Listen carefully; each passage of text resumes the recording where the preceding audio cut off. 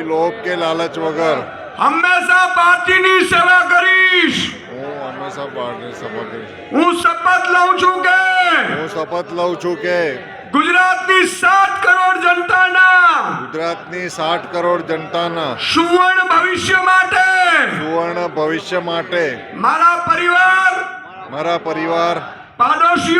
પડોશીઓ અને જનતાને જાગૃત કરીને આમ આદમીમાં જોડાવીશ.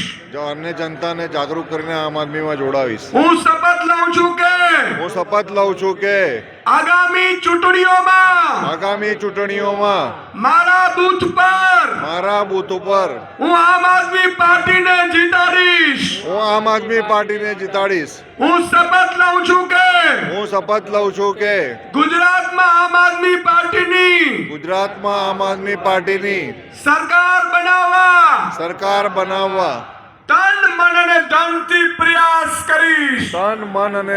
પ્રયાસ કરીશ. બોલો જય જવાન, જય કિસાન. સૌ પોતાના સ્થાન પર ઉભા રહી રાષ્ટ્રગાન કરીશું.